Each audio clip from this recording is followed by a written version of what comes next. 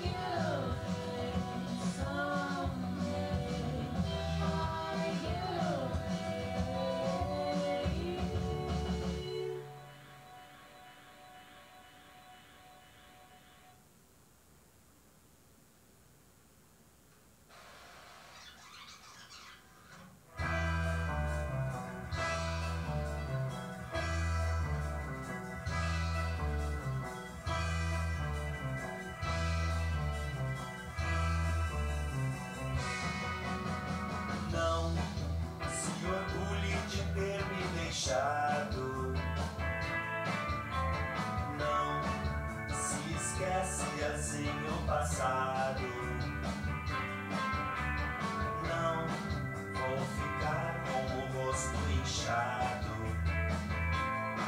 de chorar por alguém que Não foi combinado e as músicas têm um diálogo, né? Meio...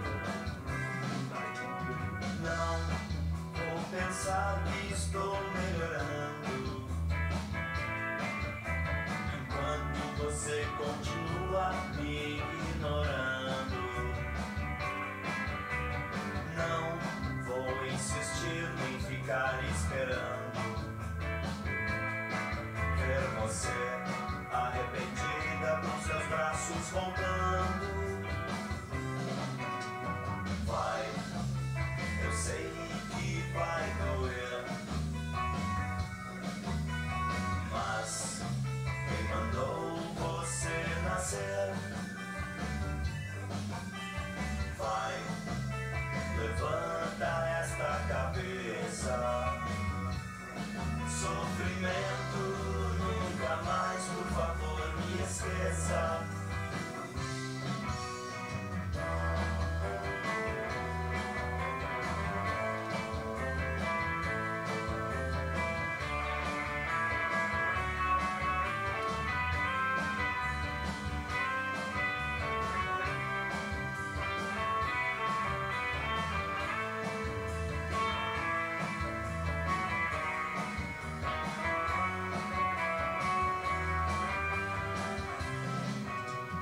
Não deixe marcas assim no pescoço.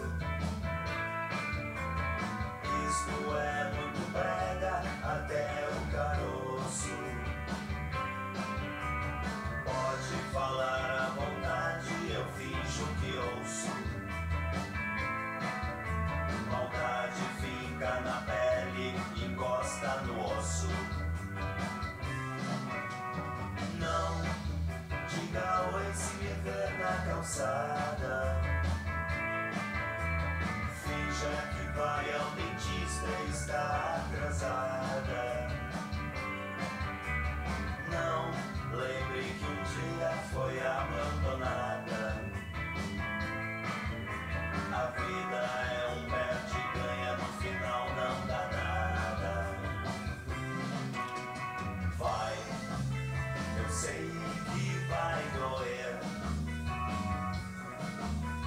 mas quem mandou você nascer? Vai, levanta esta cabeça. Sofrimento, nunca mais, por favor, me esqueça.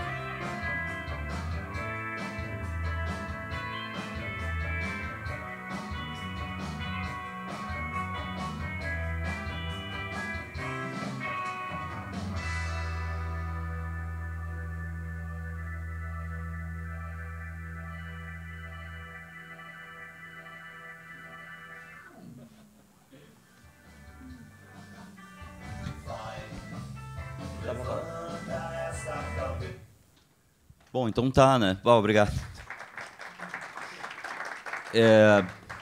A curta história desse vídeo é interessante até. O diretor, um grande amigo de Porto Alegre, que está morando agora em São Paulo, o Luffy Bolini. A gente tinha tentado fazer esse clipe de outras formas, filmando no centro de Porto Alegre, fazendo, sei lá, umas cenas meio aleatórias no meio da circulação de gente. E não ficou legal nem um pouco. E daí ele armou esse churrasco na beira do Rio Guaíba ali. Aquilo ali é caminho estádio do Internacional, né? E ele armou aquilo e filmou aquilo e não me avisou, assim. Trouxe pronto já e na minha concepção e para o grau de criatividade, liberdade dele, ficou perfeito, assim, né? Ele fez aquele churrasco, casamento desastroso ali e comprou uma câmera VHS para dar aquele efeito, aquela textura ali no vídeo. Aí e foi uma grata surpresa. Tem uma série de pessoas do cenário musical de Porto Alegre de vários períodos ali, a Polaca Rocha, a Maria Otília, enfim. E no meu trabalho mais recente, até a musicalidade ela está um pouco mais em cima de guitarra mesmo. E nesse contexto ali era esse meu diálogo permanente, né, com música brega, com canção meio que tem essa narrativa meio tragicômica, assim, né, que eu gosto bastante disso, né, a semelhança do que o Eduardo Zeck faz e outros, assim, enfim, não me comparando, obviamente. Eu sou muito fã do Eduardo Zeck e gosto disso, dessas músicas que têm uma história meio tragicômica, né? E era isso, desse vídeo aí, era isso que eu tinha a dizer, assim. Sobre o teu vídeo, vou falar rapidamente, né? Esse clipe que foi exibido é do Frito Samper, que é um personagem que eu encarno, né? E esse vídeo é do segundo disco dele, recém-lançado agora, chamado Cosmic Damião, e a canção também tem esse título. No final do ano eu vou para Tuiuti, que é a cidade onde eu passei minha infância toda. Então eu mesmo filmei, eu vou para lá, né? E aí vou reunindo os parentes todos para participarem desse clipe que vocês viram. Então, tem um tio meu que tem 75 anos de idade e até hoje ele está super nativo, ele é vendedor.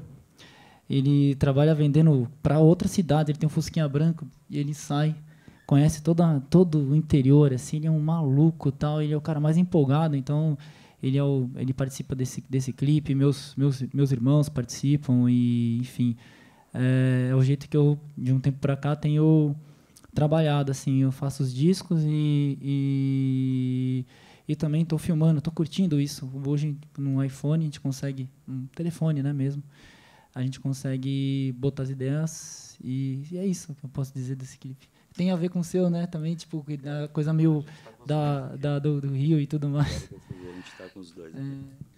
Não, uma casualidade tremenda, assim, em meio a trocentas referências e concretizações de músicas de diferentes jeitos, as duas que a gente exibiu, elas têm algum diálogo, assim, achei muito curioso isso.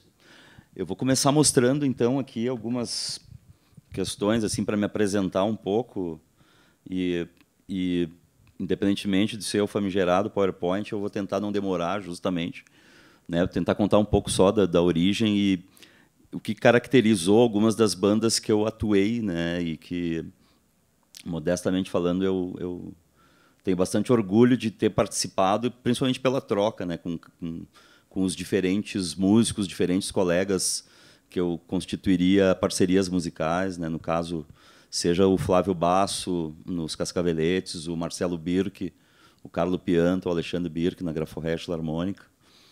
E antes, até numa primeira banda lá, né, sob efeito daqueles nomes bizarros das bandas do Rock 80, a gente teve em Porto Alegre uma banda chamada Prisão de Ventre, né?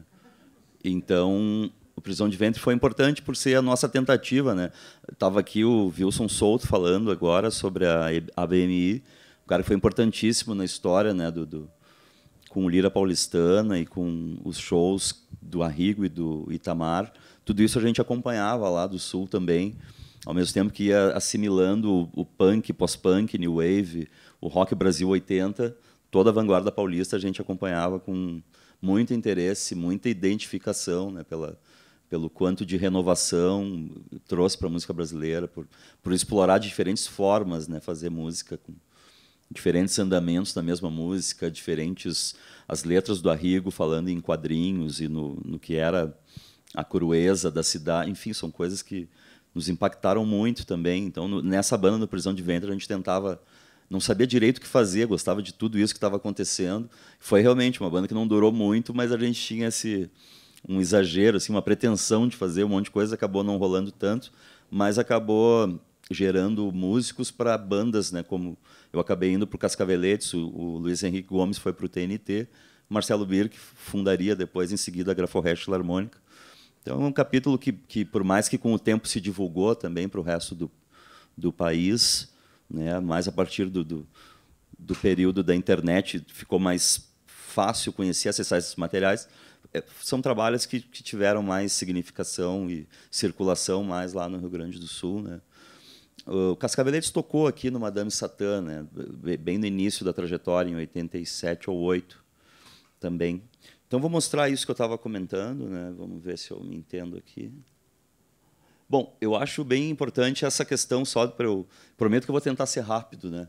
Essa questão do lugar, né? O Rio Grande do Sul, ele tem essa questão de ser meio que não só o fim do Brasil, mas meio que o fim do mundo, assim, um lugar que está lá né, tá perto do Uruguai e Argentina, mas não está perto de verdade. A gente não dialoga como deveria, né? Em São Paulo é mais comum a gente observar, né, o diálogo a língua, o sotaque de brasileiros de todos os lugares, enfim. E no Rio Grande do Sul a gente não tem tanto isso, né? Entretanto, o que seria essa proximidade geográfica com o Uruguai e a Argentina, a gente não aproveita tanto, né? Mas, enfim, a nossa paisagem ela é meio que essa aqui, né? Teoricamente. Eu não nasci no campo, né? Na verdade. A gente tem boa parte dos familiares que nasceram no interior do Rio Grande do Sul e vão para a capital para trabalhar, para estudar, né? E fazer família, coisa e tal. Meu pai era de uma cidade que é Uruguaiana, que é fronteira com a Argentina, com Passo de los Libres. Mas, na real, esse aqui é o nosso chão, assim, né? O bairro como o Bonfim. Eu morei nessa rua aí. O Paulo César Pereio, ele é tio dos integrantes da Graforreia, né? Do Alexandre Birk. E o Paulo César Pereio, ele frequentou aquele prédio ali, ó, que é onde morava a mãe dele, a avó desse meu colega de banda, a dona Maria Algo Velho, né? O Pereio é o Paulo César de Campos Velho, na verdade, né? Então, isso aqui só para mostrar um pouco o nosso lugar de origem. Ele tem essa marca da questão do campo, né? E tem essa questão urbana, assim. Então, isso está presente. Vai estar presente numa música que ficou, de certo modo, conhecida depois da Graforreia, que é o tal do Amigo Punk.